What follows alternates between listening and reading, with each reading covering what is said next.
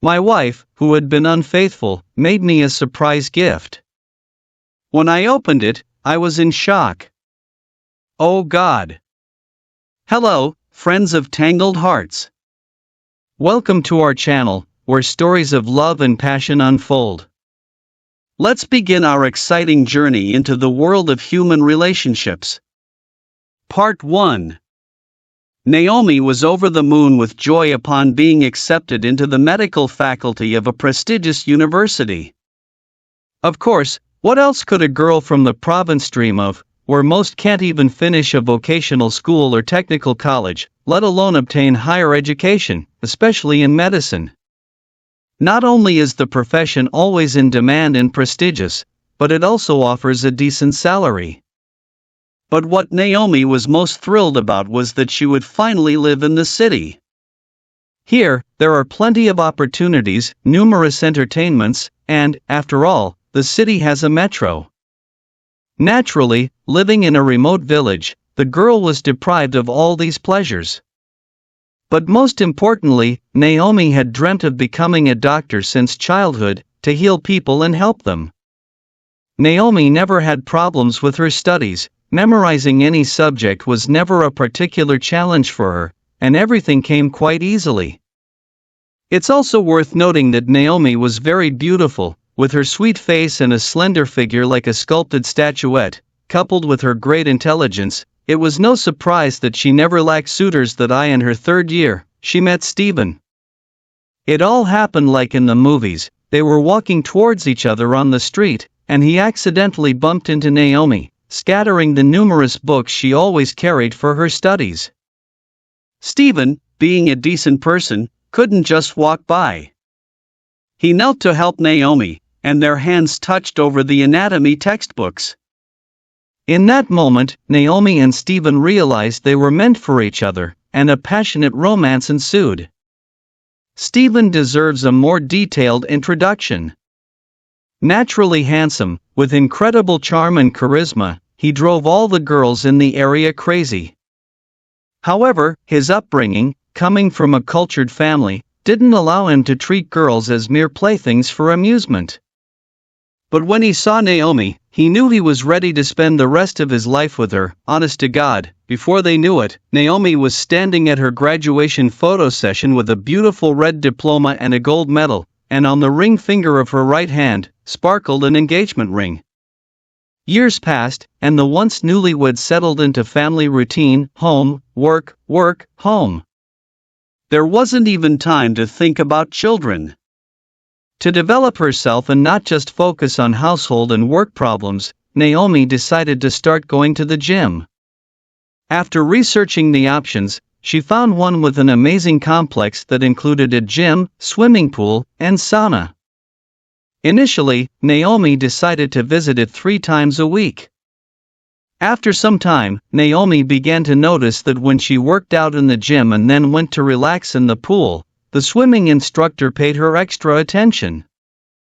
Undoubtedly, there was something to notice when Naomi entered the room, as most men watched her with interest. Nevertheless, Naomi gave no slightest indication of hoping for anything more with the instructor. By the way, Naomi learned that his name was Vincent. Naturally, he looked exactly as a fitness instructor should: robust, fairly attractive, and, of course, every muscle of his body seemed to be cast from bronze. Each time Naomi came to the pool, she felt Vincent's gaze on her. She couldn't even think of cheating on Stephen, but like any woman, Naomi was very pleased to realize that men still noticed her and showed genuine interest.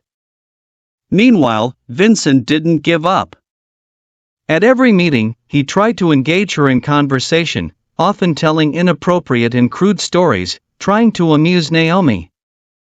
Perhaps that could have been the end of it, but a very unpleasant incident occurred that turned everything upside down. One evening, returning home from work, Stephen noticed that the house wasn't cleaned, the dirty laundry lay unwashed, and a warm dinner wasn't waiting for him on the table.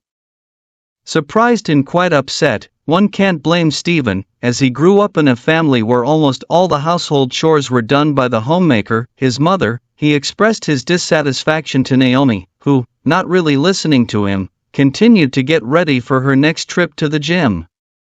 Not expecting such a reaction, Stephen became even more agitated, and Naomi, being quite emotional herself, responded even more sharply.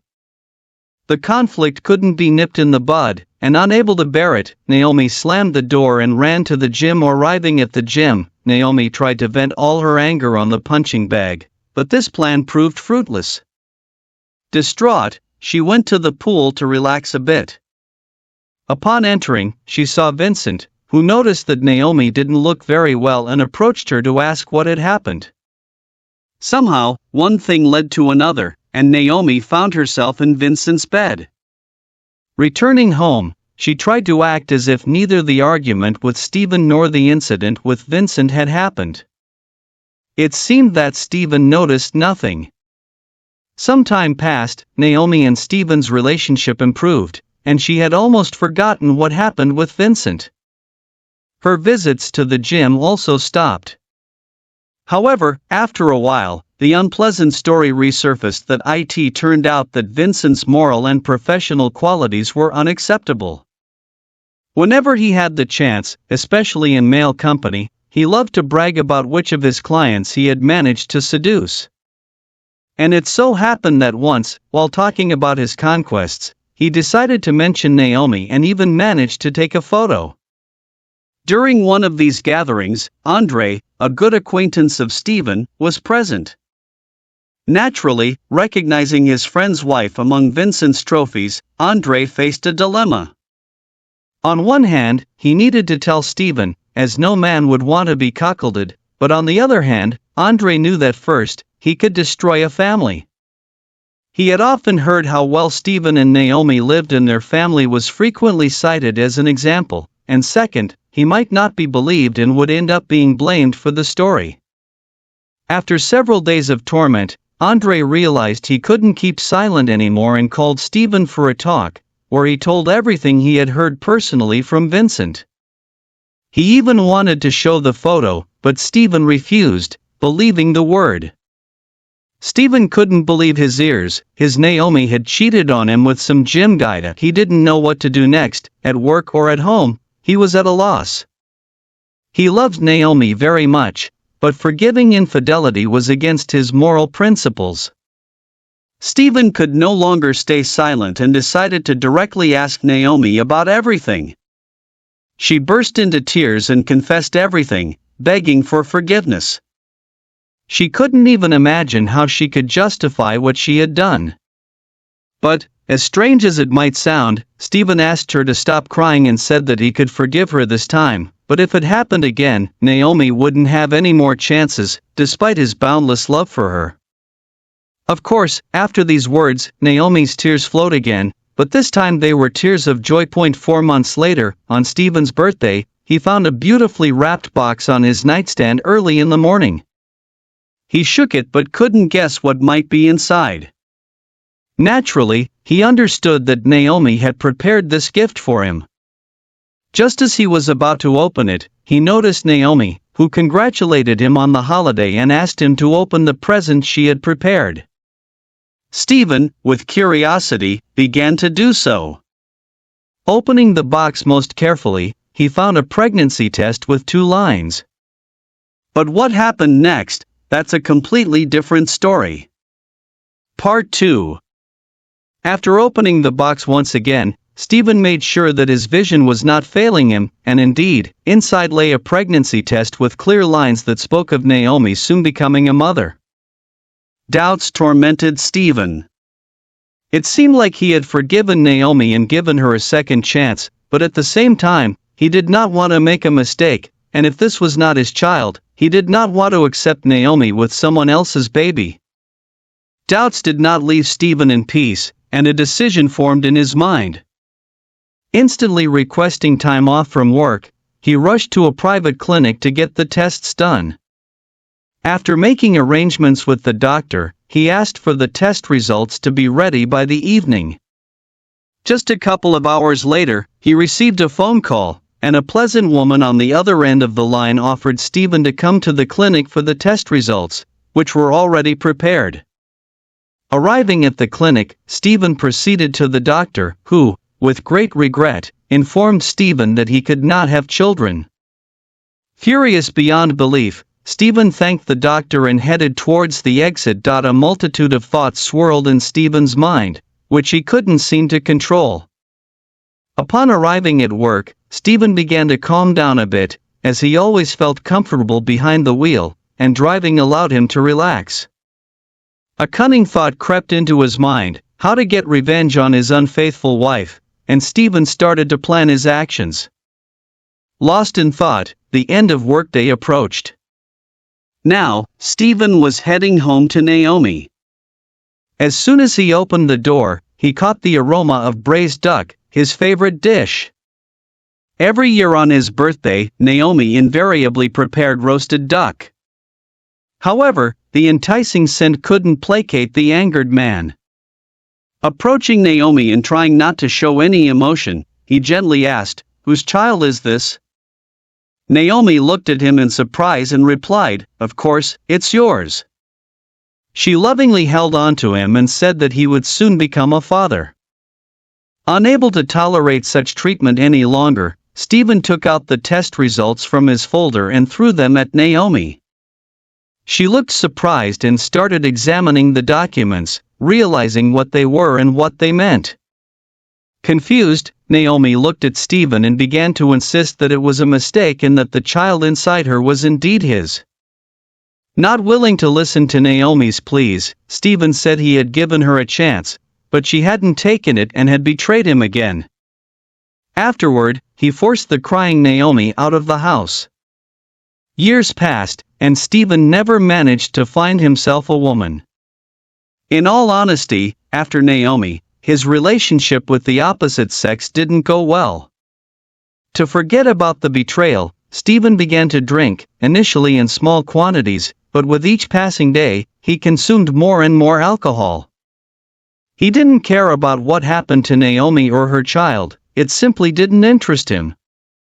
However, one day, after 7 years, Stephen accidentally bumped into his once beloved woman on the street.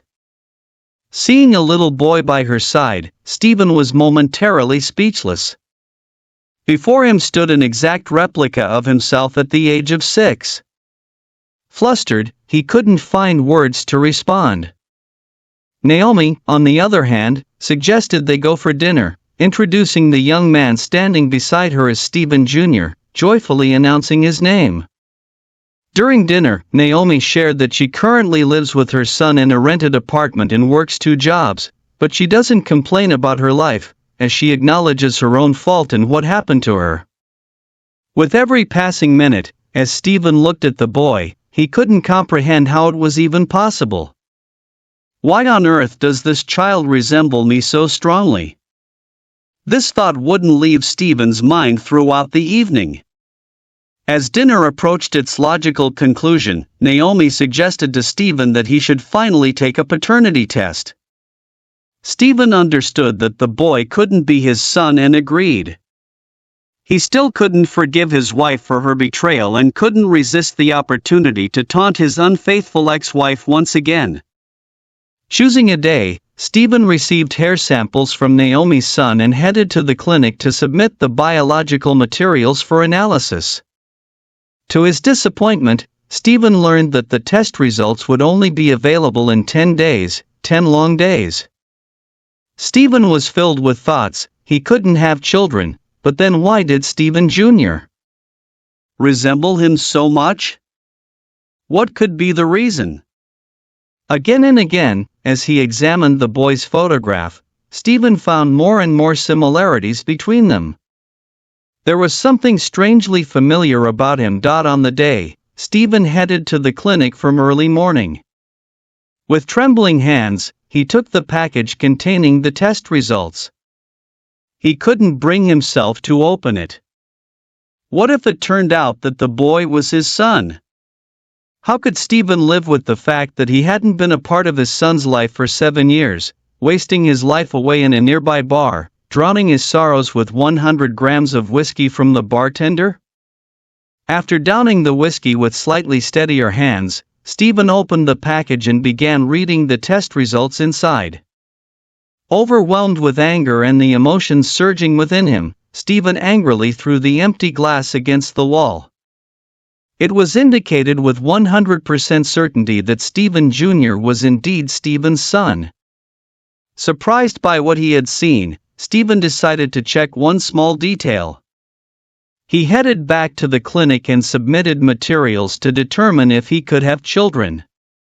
By evening, the results were ready. Stephen was astonished when he found out that everything was normal and he could indeed have children. Grabbing the test results, Stephen first went home and then rushed back to the clinic where he had taken the test 7 years ago. Showing both the results from 7 years ago and the recent one, he demanded an explanation. When the administrator finally approached him, all he could say was that such a change was possible.